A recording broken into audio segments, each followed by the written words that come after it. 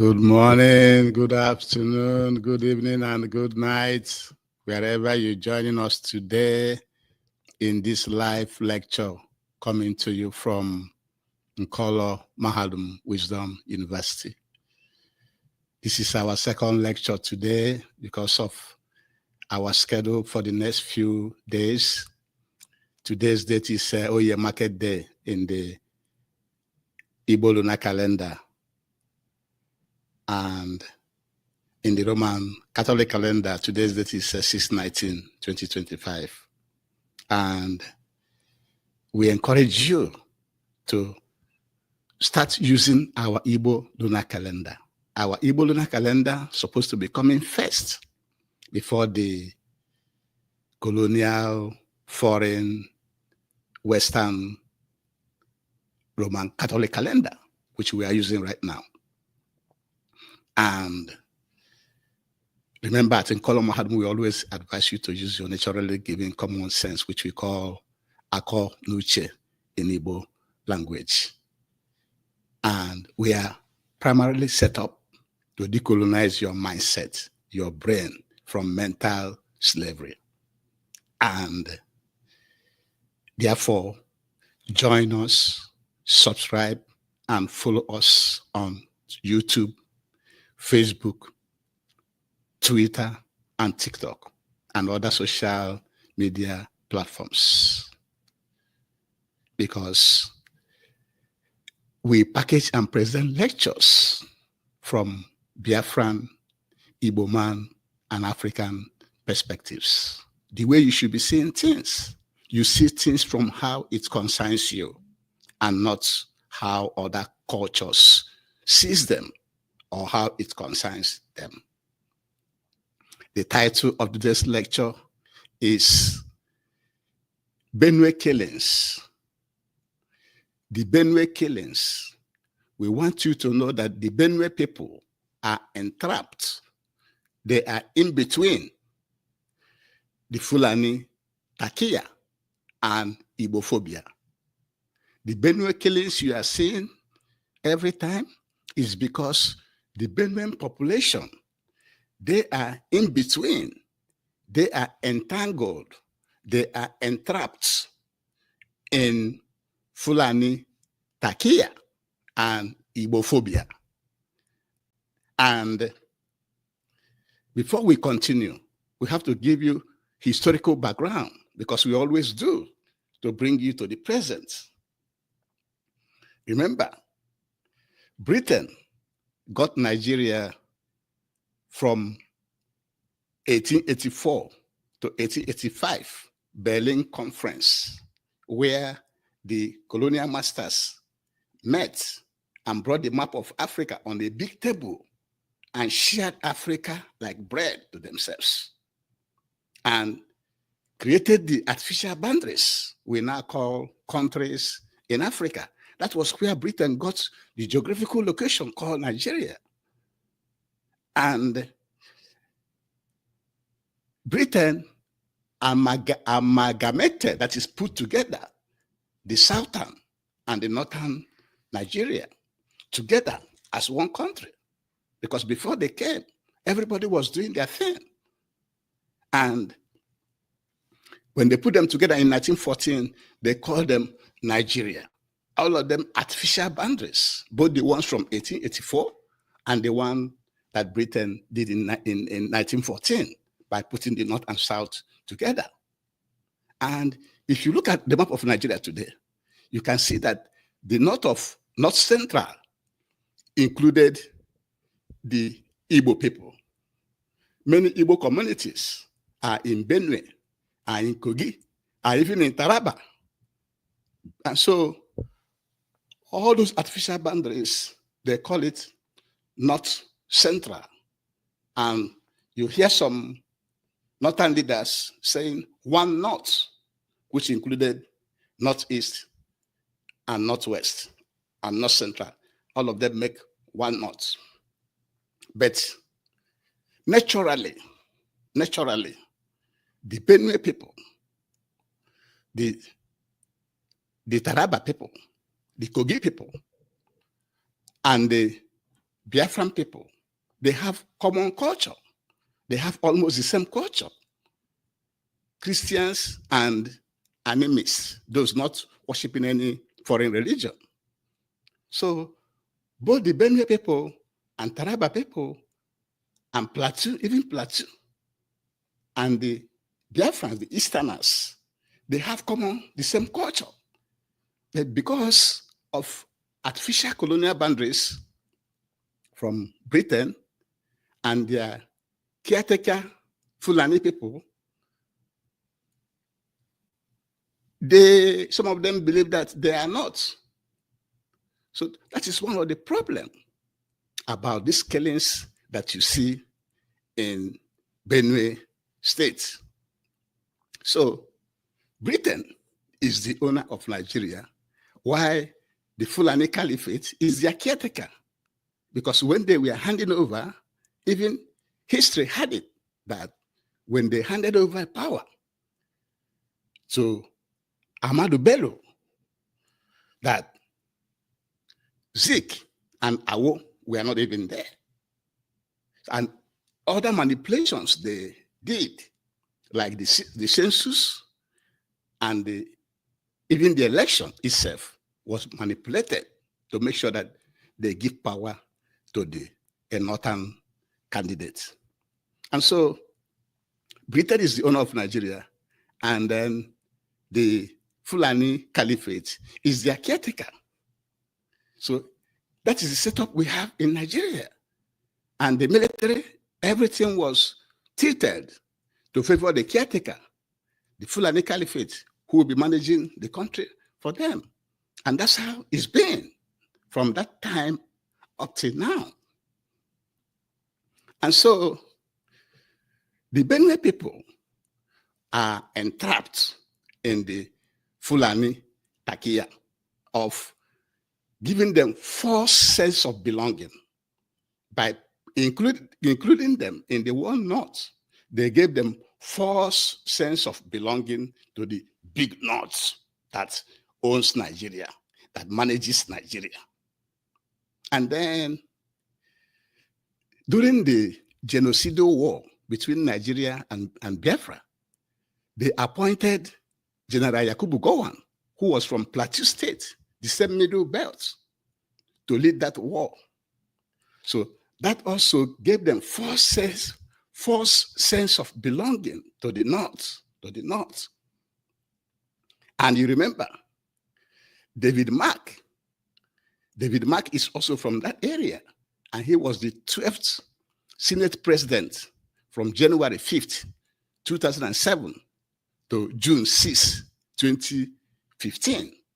David Mark, he's from there. And in the Northern Governors Forum, they always give the Northern Governors Forum president or chairman to somebody from the Middle Belt to give them false sense of belonging, that they belong to the North. So that is what is holding these Benue people not to know, not to go back to history, not to use their akonuche to know that they are closely related to the Biafran, to the Eastern people, to the Southern Nigeria than Northern Nigeria, as presented in the artificial maps, the artificial boundaries that they used to divide and name locations or name people in Nigeria. Because, you know, the Europeans calls you what they want to call you. They use divide and rule and call you whatever name they want to call you, and they want you to answer it. And so what we are saying is that the killings in Benue State are as a result of Fulani takiya, giving the Benue people or the Middle Belterners false sense of belonging to the big North that runs Nigeria, that owns Nigeria, and yet beneath their lands and people are being taken away little by little, one by one, and one by one. And so the British and their Fulani Caliphate caretakers are using divide and rule by dividing and including many Biafran, many Igbo people, many Easterners to Benue and Kogi and Taraba to make up the big North. Not only that, the divide and rule of the British is a master class they've been using to make sure that they keep ownership and making decisions in Nigeria. Remember the divide and rule between the South-South and the Southeast? A whole one people was divided into South side and Southeast. And some Southerners are believing that. They're given a false hope, false sense of belonging. It happened as such. Also, the Igbo people, the Biafrans, lived even up to Edo, the Ibanke people. The people of Ibanke who recently came out and opened a mass in large numbers and say, we are now declaring our Igbo identity, which means the Igbos, the Biafrans extended deep into the current Edo state. So, but the British is using their master classic divide and rule to give people false sense of belonging.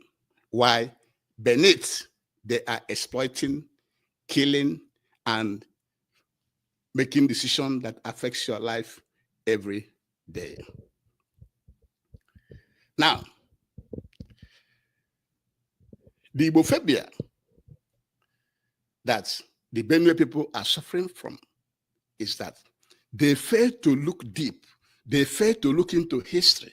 They fail to study the culture of their neighbors to understand that the Easterners and them themselves have similar culture and therefore are one people. But they forgot that during the Nigerian Biafran War, where they participated heavily in that war. The Benue people, the Middle Belt people, participated heavily in that war because the Britain and Fulani Caliphate, in order to achieve their objective, knowing the position of the Middle Belt, appointed Gerald Gowon to lead that war. And that made a lot of people from Benue State to join to fight against the Biafrans and the Easterners who have gone to Aburi to negotiate for referendum, to negotiate for restructuring, to negotiate for regionalism, of which if they have bought that with General Ojukwu, their situation will not be the same today. But they failed to do that. They failed to buy that Aburi agreement. If they had bought that Aburi agreement, they wouldn't be where they are today. That is one thing we want you to know from Nkolomahado this afternoon. That the Igbophobia that the Benue people and many Middle Belterners are suffering from is from their ignorant participation, ignorant rejection of the Aburi conference and participation in the Biafran Nigerian war, where they killed a lot of Biafrans. And now, with the killings going on in Benue State, they don't know where to stand. Are they going to continue to preach one Nigerianism while the people are being killed? Or are they going to return to their kings and neighbors, the Easterners, the Biafrans, whom they have killed in the past? So that is the dilemma that they are facing. And we will give you just few killings. The one that we are reported that has happened in the Benue State. On June 7, 2021, the Odugbeho massacre. In that massacre, about 40 people were killed and many were injured. Secondly, the Guma attacks occurred between April 11 to April 12, 2 days in 2022. April 11 to 12, 2022, about 25 people were killed and many injured. Also, Makurdi killings, the Makurdi killings, which occurred June this year. It occurred on June 12th, 2005. Is that 2005? Yeah. About 25 people were killed in that Makurdi killings. And then where West attack, that's one that happened at Where, a place called Where, JWE, Where West attack on May 25, 2025. About 20 killed and many injured. And the last one that everybody is talking about, the Yelaweta and Dauda massacres. This one happened between June 13 and 14, just a few days ago, 2025. About 200 people killed and many injured. Not only that, when Governor Autumn was the governor of Benue State, we have series and series of killings. Even Governor Autumn escaped being killed as governor. Even as governor, he escaped being killed. And so all this series of killings in Benue State is as a result of Fulani takiya and Igbophobia. So now they don't know what to do. The Buhari administration disarmed the whole indigenous people when he was there. And now the question is, when will Benue people start defending themselves? This question is very important because now you have this Reverend Father, Dr. Alia, somebody Alia, as their governor. That governor is not even doing much. He's not doing much. He was telling his people that he doesn't support self-defense. What else do you want your people to do? To continue to stay and be killed and properties burned down and damaged every time? So when we Benue people start to defend yourself, because self-defense is enshrined also, it's also enshrined in the UN and African Charter. You cannot be in your house and somebody will just come from somewhere and start to kill you and you just keep quiet like that. And meanwhile, a lot of your Benue communities, not only even Benue, a lot of communities in the Middle Belt, even Plateau State, across Nigeria, because even in Enugu, Ihamufu massacre the other day. So killings are everywhere.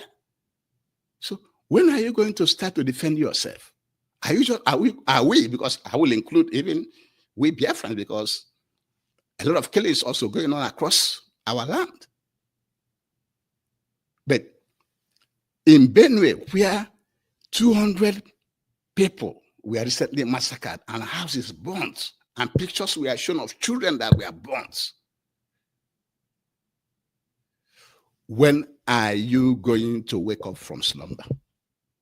If not, the more you delay to wake up from slumber, the more killings that will be going on in Benue State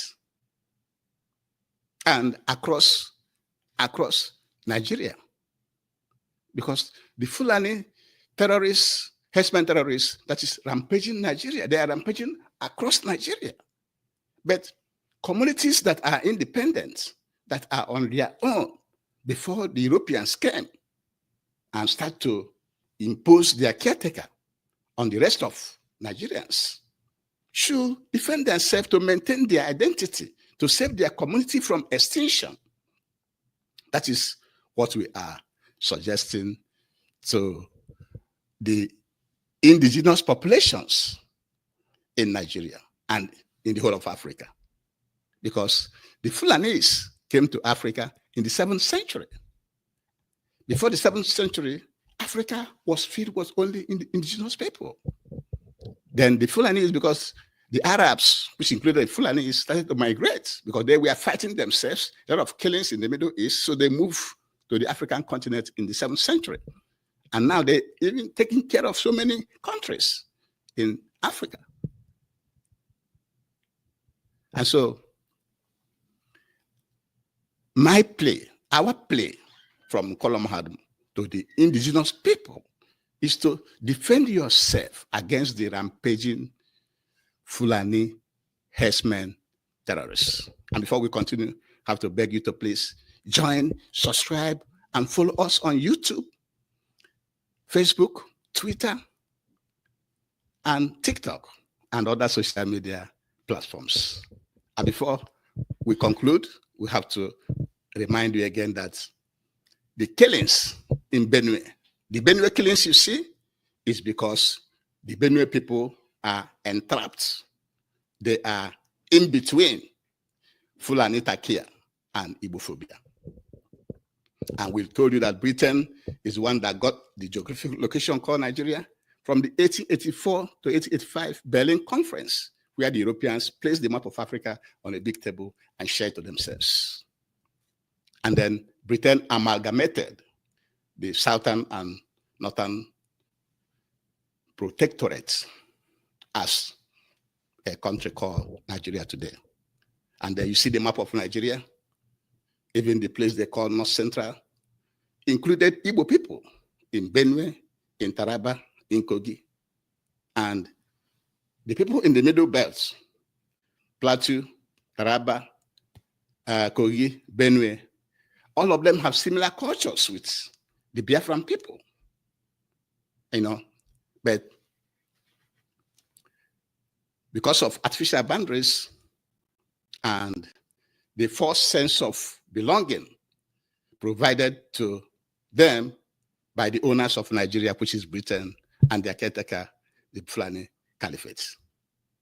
So they give them false sense of belonging. That's why in the 19 Governors Forum, they always appoint somebody from the Middle Belt to be the chairman. False sense of belonging. They included them in the Big North, so to say. The Big North is the one ruling Nigeria. In the genocidal war, they chose one of them, General Gowon, as the head of state during that war, to lead that war. That was why you see a lot of people from the Middle Belt participating in that war to fight against the Biafrans, who had gone to Aburi to successfully negotiate for the separation, for regionalism, for restructuring of Nigeria. They threw that under the bus and started to fight with the caretakers of Nigeria against the Biafrans. And then David Mark, one of their own, also was given the 12th Senate President of Nigeria between June 5th, 2007 to June 6th, 2015. Now, the Igbophobia is because, like I said before, they participated heavily to kill the Igbo people, the Biafran people, during the Nigerian genocidal Biafran War between 1967 and 1970. Even though culturally we are closely related, we are brothers, but they threw that also under the bus. So now they don't know whether to come back to the Igbos or to keep staying with their Fulani masters. Also, you know that Britain is a master of divide and rule. So Britain is using the Igbophobia to keep them under them. And also Britain, using their master divide and rule, also divided even the eastern region of Biafra land, south-south, the one they call south-south, and eastern and southeast. And then the Igbos even extended to Edo State, even Benin. The Igbos were the owner of Benin City before the arrival of the colonizers from Yoruba land. You can tell because the Ibanke people came out en masse to say that they are now declaring their Igbo-ness and rejecting their Obaism. They rejected their Obaism, Oba of Benin. They rejected him, saying that the land, even that land of Benin, belonged to them. So the Igbos extended far and wide, but the Britain is using their masterclass, divide and rule, to continue to divide and divide and divide, to make the Igbos look smaller and smaller and smaller. So this is the problem that the Benue people have. Because a lot of killings have been going on in the Middle Belt, not only Benue State, but in Benue State. On June 7, 2021, in the Odugbeha, in the Odugbeho massacre, 40 were killed and many injured.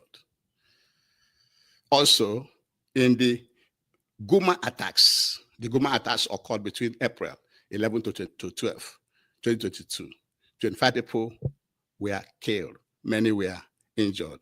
In the Makurdi killings, on June 12th, about 25 people were also killed.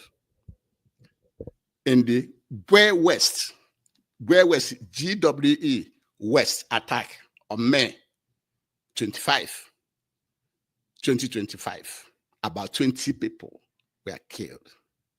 And then the last one that is generating fire and tension across the world is the Yeleweta and Dauda massacres. About 200 human beings were killed and many properties damaged. These are human beings being killed. These are not animals, these are human beings. The human beings which is supposed to be protected, which is supposed to be shielded, are being just killed like animals without any security. And we're asking, when will the Benue people start defending themselves? Because when Governor Autumn was there, we saw what he was doing. He tried, there was no actual defense. But what is paining us at Nkolom Harum is even the governor, this Reverend Father Governor that they installed there as a puppet, is telling their people that he doesn't support self-defense. If he doesn't support self-defense, then defend your people. Stop the killings. That's what you should do. If you do not support self-defense, then defend your people. If you cannot defend your people have to defend themselves. Self-defense is enshrined in the United Nations and African Charter. So it's not a crime. You cannot fold your hand while foreigners are coming to kill you. And with this, we shall be bringing today's lecture to an end. And before we do, I have to ask you again to please, every African, every peace-loving African that wants Africa to progress must step up to start to work towards the dismantling of all the colonial boundaries in Africa. Because those are the causes of the poverty, the disease, the war, the killings, the migration, and all the problems that we have in Africa. And with this, we shall bring you to this lecture to an end. Thank you very much for joining me today, and have a very, very, very nice one. Thank you, and have a good one.